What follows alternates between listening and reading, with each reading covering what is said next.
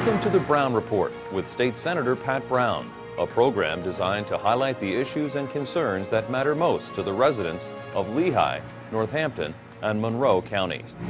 Hello and welcome to the Browne Report.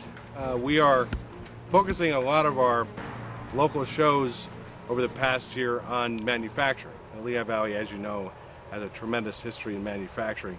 You tend to think of Lehigh Valley in manufacturing, you think of steel and you think of textiles, but one of the significant historical contributions of the Lehigh Valley manufacturing sector to Pennsylvania and the nation is with firearms.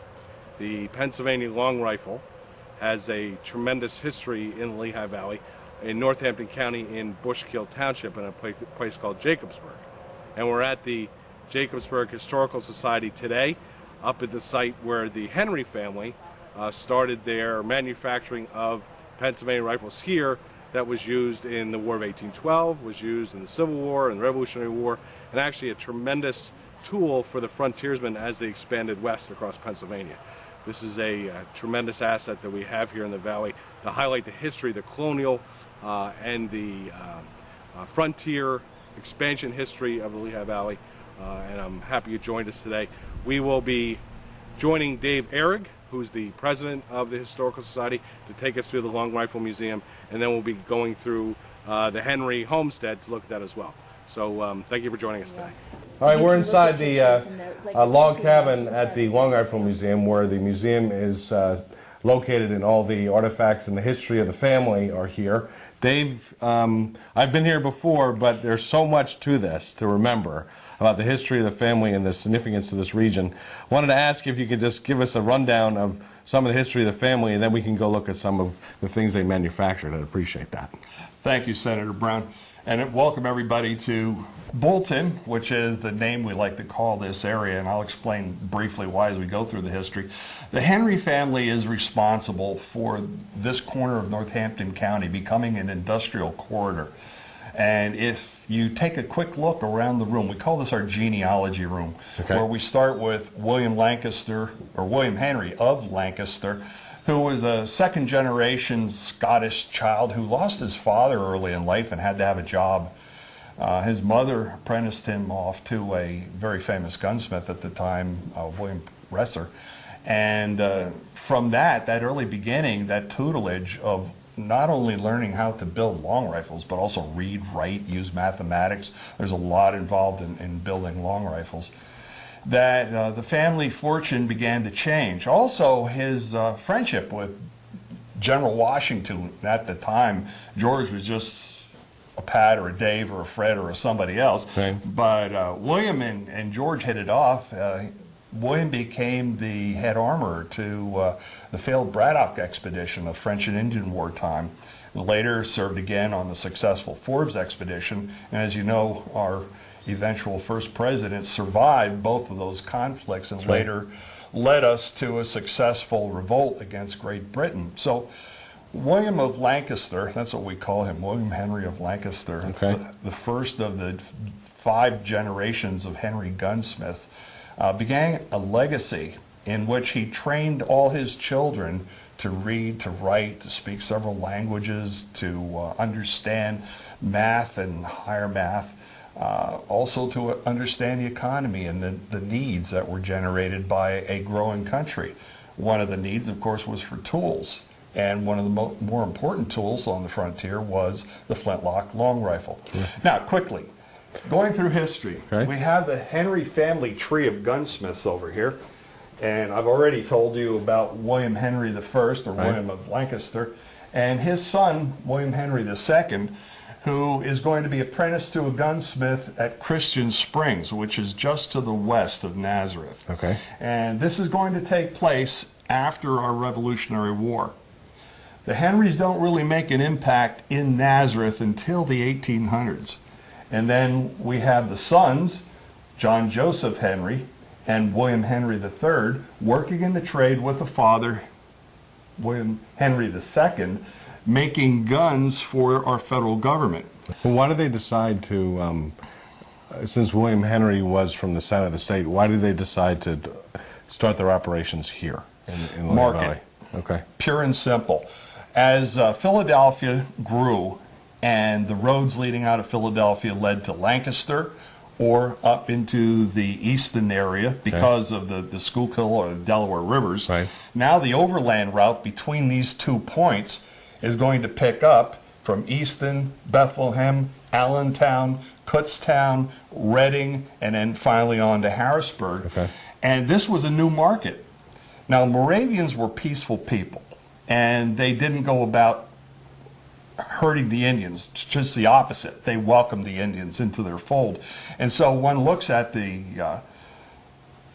question of, well, if there were Moravians, why were they building guns? And the answer is, it was necessary for securing meat, hide, protection, and also we had some Indian wars going on just to the north of us. The minute you went over the Blue Mountain, there were problems. The minute you went west to the Alleghenies, there were problems. And the Henry Rifles went along with the frontiersmen as they led west and north from the center. I don't know how you could have taken care of expanding the frontier without some sort of protection. So I can see why they would need it. More than protection, it secured the home, and it provided for the food and the clothing. Buckskins were very valuable. Now, when did the Henry family, in terms of their the manufacturing of firearms, get involved with the government? When did that first happen? Right from the get-go. Right from the French and Indian War. In fact, all of the wars that were on the contiguous 48-state soil.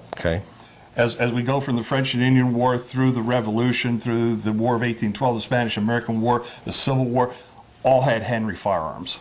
All of them. Were they a primary supplier? Were they one of the largest suppliers for those engagements? Or they were not the largest supplier, but they were a primary supplier. And before the use of steam power, or they needed before the coal, before the canals, it all had to use the existing water systems for power. It all began with and ended with water. Right now we're enjoying a lot of water here in Pennsylvania. Too much. Which would have been great for the mills along the Bushkill Creek. They would have been fine, now we're talking about John and William. After John and William, what happened to the family in the manufacturing here? As we approach the Civil War, and we can take a look at the exhibit of Civil War firearms that we have down here, the Industrial Revolution in the Connecticut Valley up north really caught up with the Henrys.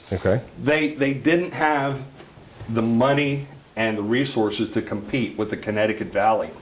And so when you have people like Eli Whitney making assembly line guns, we always think he made something else, but he was responsible for guns too.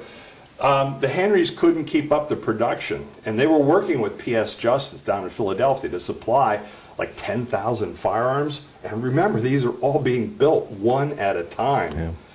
They didn't have the manpower, they didn't have the space.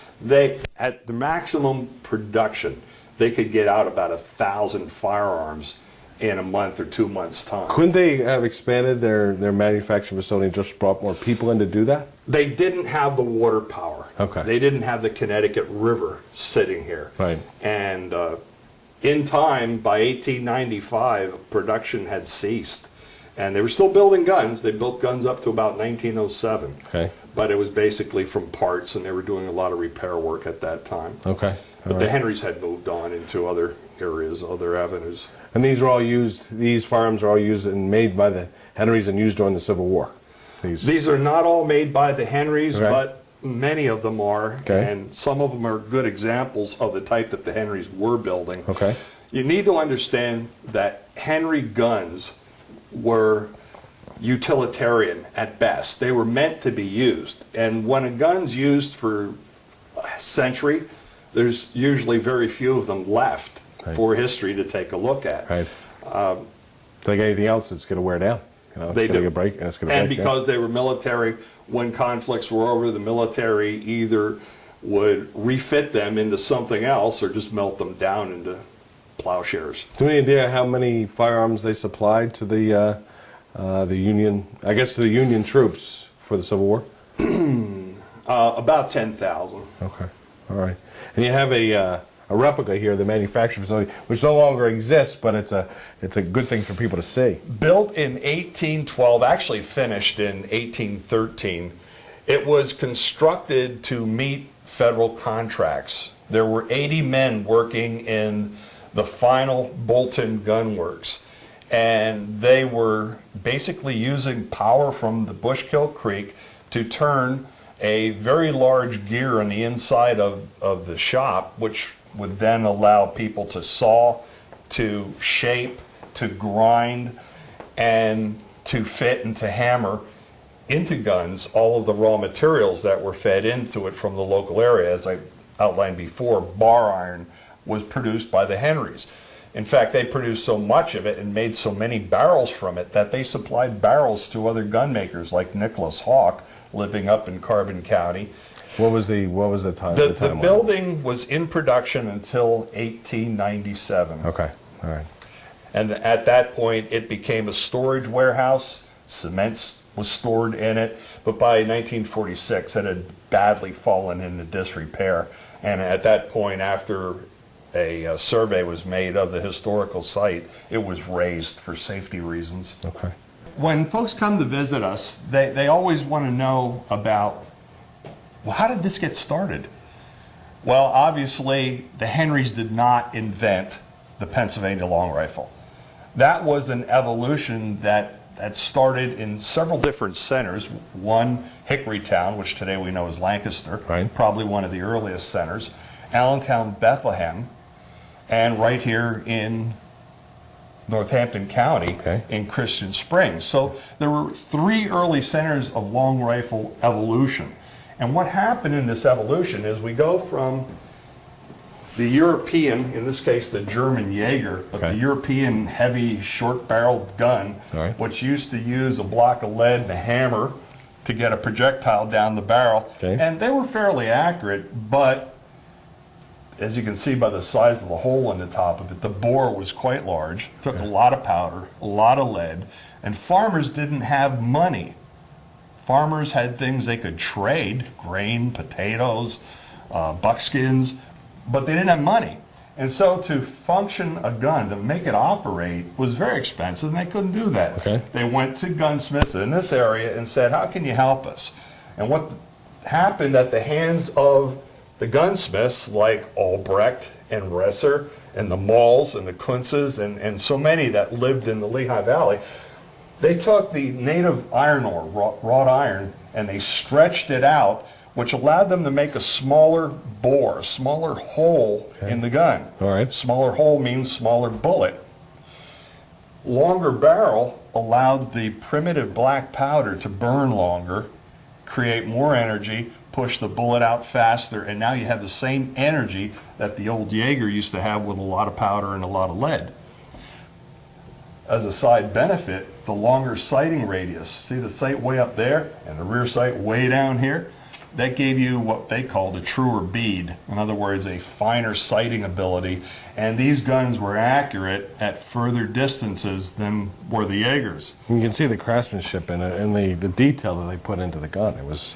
Well, we're getting to that. This is a very simple wooden patch box, lock, stock, and barrel gun that in the early 1800s would have cost you about 10 to 15 bucks, depending on the maker. Okay. As we evolve, as we move with the gunsmithing industry, we start to see high art in which there are folk motifs like horse heads and distelfinks, which is the Pennsylvania German word for a thistleffinch, okay, goldfinch. Okay. Acorns, oak leaves, lion's heads, daisy, showing fertility in the farmer's fields.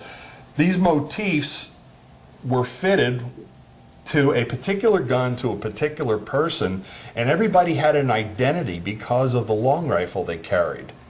And so competition's always good. Right. Competition starts up between the gun makers, and each one's trying to outdo the others, and we get some very finely crafted long rifles, which basically happened in about 1800 to 1825. We call this the golden age of the Pennsylvania long rifle, okay, in which there's high art, gold and silver inlay in the stocks, high relief carving, as well as a lot of different brass inlays. So they were quite fancy. Now you had mentioned before that these were very utilitarian in their use, but farmers still saw a need to have some detail and some art involved. So it was really a mix between the two. Senator, as you well know, everybody's proud of the car they drive because they take an identity to their car. Right. Well, the farmers took an identity to their long Makes rifle. sense. Okay. When did the, and if I don't get the phraseology right, the spiraling in the barrel happen?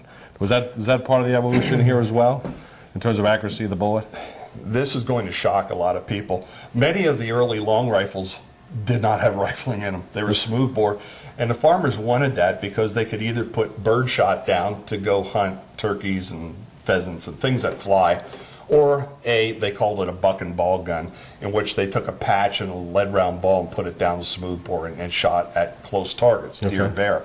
But the rifling that you're talking about, which really made the Pennsylvania long rifle famous, didn't evolve here.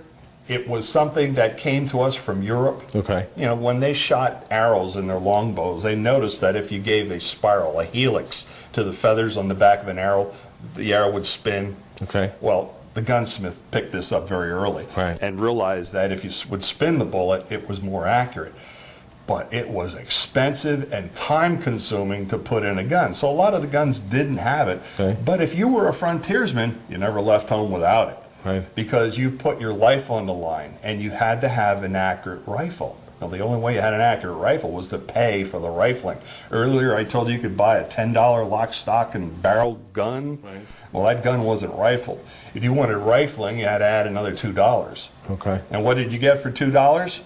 You got all day of a young apprentice pulling a cutter spiraled through the inside of the barrel to create the rifling. It was a very, very meticulous job. One man, one rifle barrel per day. In the rest of the facility here, you highlight a lot of the different. If we start Guns down at- at the first case with number 1, Okay. if you take a look at that very primitive gun, it's a .52 caliber smoothbore rifle. And this would be what most of the farmers in this area would carry. But remember I said when you had to put your life on the line by going into the frontier, then suddenly you wanted a rifle gun. Okay. And if we look at number 2, we're seeing an evolution take place here. Very plain barn gun. Number 2, we now have a fairly fancy rifle gun. All right. And as we continue through history, you start to notice details like different styles of locks in which they spark better, sure ignition, more inlays, the use of silver and brass and gold, and also the overall architecture of the gun gets lighter. This was because you had to carry everything in the early 19th century. And if you had to carry it for 20 miles a day, you didn't want it to weigh 11 pounds. You wanted it to weigh 7. Right. Right. And how? What type of besides the iron? What type of wood would they use for that? Native hardwood could have included cherry, but cherry was not in abundant supply like maple. And maple became the preferred hardwood because it held up well to abuse.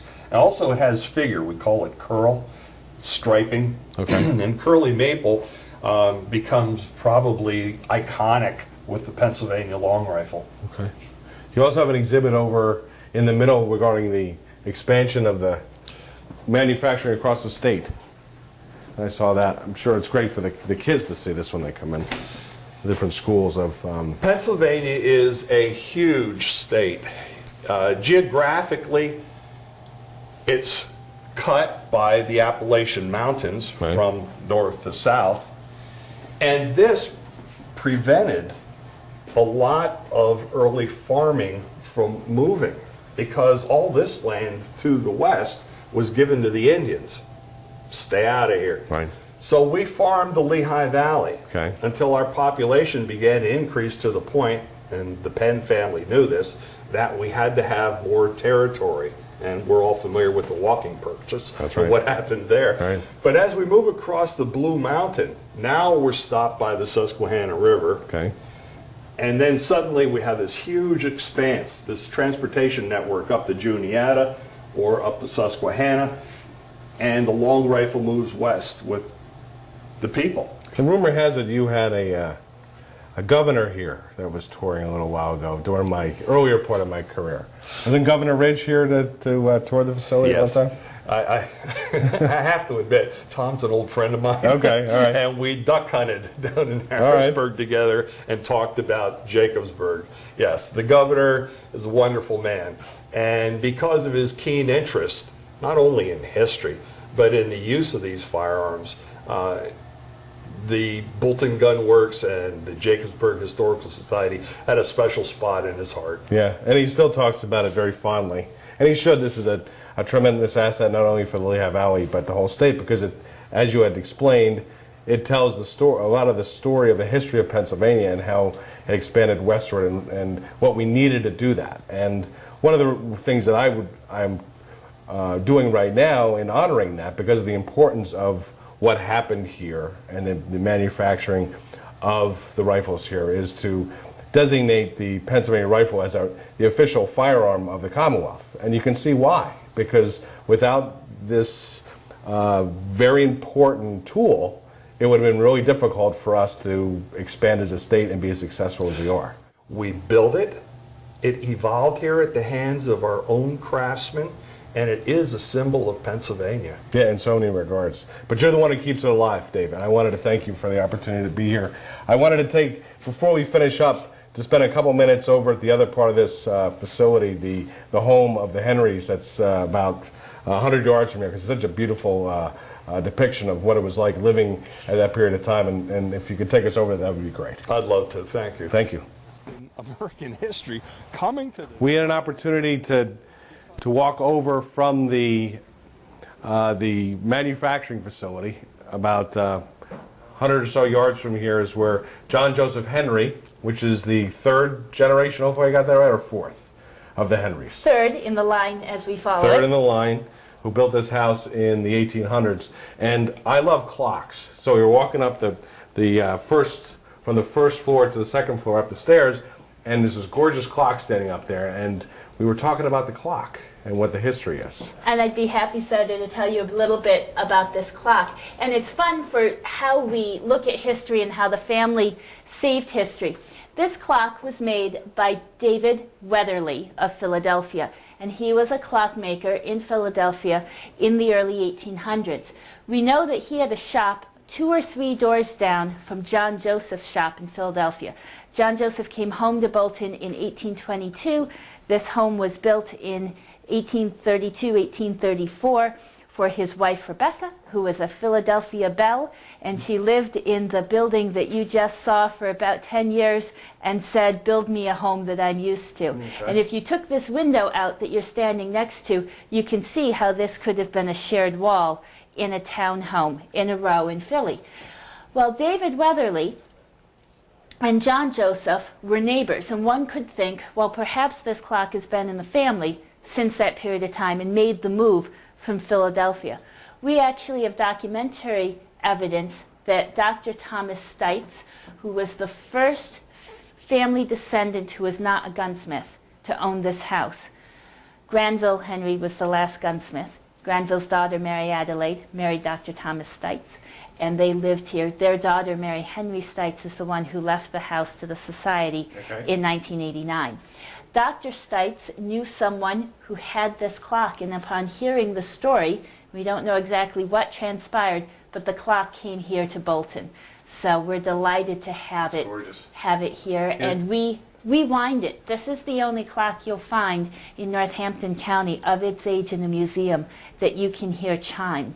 Is that right? Because we take the stance that while we are preserving these items for the ages, we also want people to be able to experience history and to hear it and touch it and taste it. And if you walk through this house and you hear the clock chime, it gives you one more element of what life was like in 1834. You feel like you're back in that time. This does have a real city feel to it. And you were mentioning that one of the outstanding rooms in the house is the men's study. We do. We have a gentleman's study here in the back. Okay. We know that 2 gentlemen used this space. We know that Granville used it as a study. We also know that Dr. Stites used it as a study. Both gentlemen are represented in this room. This is Matthew Krause Henry, who was a member of the family and very active in Nazareth and did a lot to grow the Jacobsburg area and the Bolton area. And I like having him up there because it reminds us that the family was more than just the gunsmiths, and they really did so much in this area and in Philadelphia. The politicians in the family. We had politicians, we had clergy, we had academics, and because we have had all of those is why we still have the history. Right. Because the family was writing their own history by the third generation and holding on to the items and the documents and the furniture and the pieces, and they taught history by having it in the home and using it every day. So we have Granville's, one of my favorite pieces of the house is Granville documented his library. He actually went through and wrote in a teeny tiny little book all of his books, and he numbered each one. He then went and numbered the front pieces of each book, and the family held on to them, and we found all but 10 here in the house. So this isn't representative of Granville's library. This is Granville's library. Okay. These are the books that he touched and used and read. And it's interesting also because you can look and see what a gentleman farmer and gunsmith of the very late 1800s, turn of the 1900s, was reading. Did he have formal education? I absolutely believe that Granville did. The Henrys, most of the Henry men were educated at Moravian Hall Square. They were, okay, all right.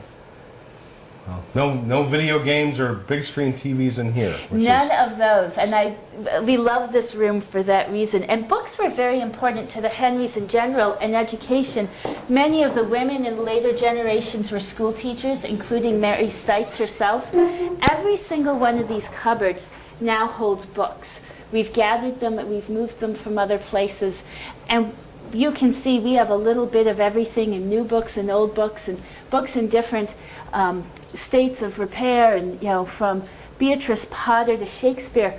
But what's important to me is that you can open almost any one of these and there'll be a name in the front. That's all right. And they show that the family read and the family collected books and they thought that they were important. Something we should take note of and reinforce with our kids all the time, because I think sometimes they get into modern distractions where they don't get into the classics anymore. We'd have whole periods of time where we didn't know what to do with ourselves, and to explore or to have an adventure, we had to open a book. Right. And yeah. adventures are much easier had today in the 21st century. That's correct. Through yeah. video games No and other doubt. things. And not that one is better than the other, but these are valid, important too. Nothing better than a good book.